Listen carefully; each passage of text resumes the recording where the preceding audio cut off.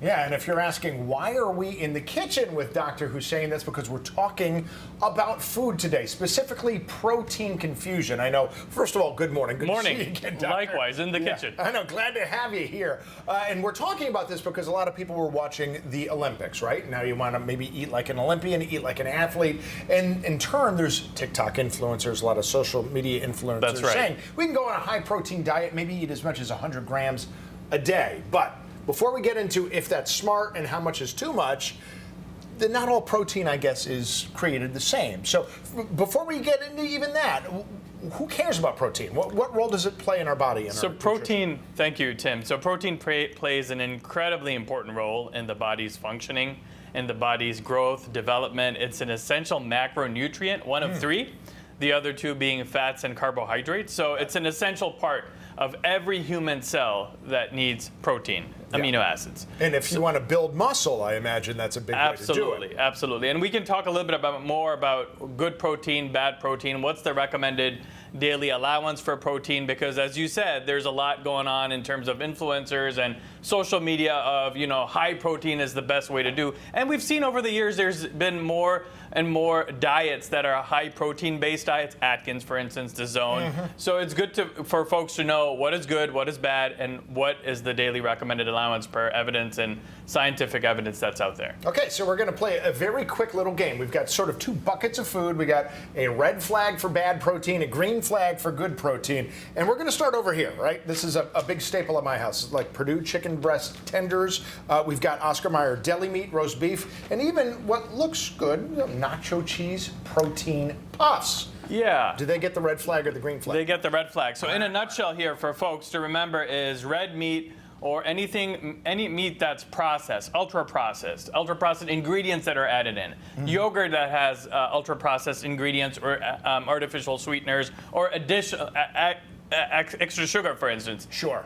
Is all not good if consumed in high amounts. I'm guessing if it's ground up and formed into different dinosaur-shaped patties and things, that's probably a sign it's processed. That's right, exactly. Yeah. So let's come to the good side. The green flag. Yes, this is the green. This gets all of these products here get the green flag, which means your salmon, your fish, your lean meat, right? So your chicken, your turkey, yogurt, eggs. I see legumes, edamame. yes, legumes and lentils, all of these seeds, nuts. Yep. All of these things are good to consume in terms of good protein. Okay. And why do I say that, Tim? It's also because bad protein also contains high cholesterol. It contains high saturated fat. So folks who may have underlying medical conditions may be predisposed to certain ailments. And is too much protein bad? Yes. It can impact your kidneys. You can be predisposed to developing kidney stones. It can lead to heart disease. It can lead to stroke. It can lead to colon cancer. Yeah. So that's why it's important that you balance your diet, even if you are looking at a higher protein diet than usual, that it is important to balance it out with other macro and micronutrients. Two quick things. I didn't want to ask, just two things I noticed. First of all, this is not all meat. So a plant-based diet can work if you're looking for high protein. That's right. Also, I would not have guessed that a lot of these protein powders would have been on the good. And I would have just guessed maybe they're ultra-processed. So again, it also depends on consumption. So if you're taking a drink after a good high-intensity workout, that's good. But if you're using these 3 to 4 times a day as a meal replacement, not so good. Same thing with protein bars. Why? Yeah. Because they contain so much ultra-processed ingredients, added sugars, etc. So for viewers, what is good? So in terms of if we use a weight-based formula, the recommended daily allowance is 0.8 grams per kg body weight. Okay. So if you weigh 140 pounds, you divide that 140 by 2.2, that brings you to a kg, and then you multiply that by 0.8. So for someone who weighs 140 pounds, it would be about 51 grams of protein that is recommended on a daily basis. The scientific community more or less agrees that you shouldn't go up more than 2 grams per kg body weight.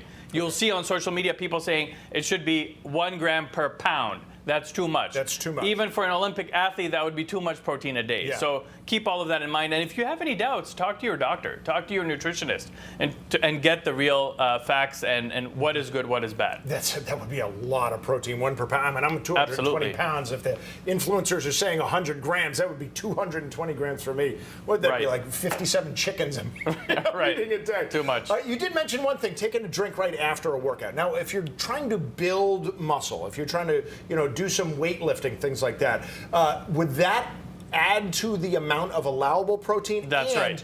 When would you want to do it? Before your workout or after your workout? So usually after your workout is what is recommended, but you could make sure that you have enough protein and other nutrients spaced out throughout the course of the day, Okay. even if you're working out. Yes, you may go for higher protein if you're working out, but the other misconception I want to also point out here is by eating protein bars, 3 or 4 protein bars a day, and you're thinking, okay, I'm eating healthy now, I'm going to gain muscle. No, there's no shortcut to doing that, Tim. You know that, right? So we have to go to the gym. You need to have a routine and basically consume the right nutrients through the course of the day. You can go to the gym with protein and look like him, or you cannot go to the gym and You're look too like kind. me. Yeah, thank you. One last thing here. I just want to make sure, and if we can, come through just what some of these are. So that way, that's your take home. Right, we got Oikos 000 yogurt, Greek non-fat yogurt. Those are all good, right?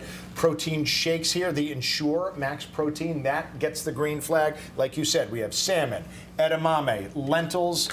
These are shelled walnuts, and then hemp seeds, organic hemp seeds. Not something you would have thought of as a decent protein source, especially a plant-based protein source. So That's right. there you go. Just keep that in mind. Try to stay away from the ultra-processed Think stuff. whole foods when it comes to eating healthy rather than ultra-processed foods, because we've seen more and more evidence coming out. Ultra-processed foods may be linked to not so good outcomes, including developing cancer. So staying away is probably best. There you go. Dr. Hussain, thank you so much. Thank you. Hopefully that made it a little easier to decide what's good and not so good, Erica, when it comes to protein. Hemp seeds, interesting.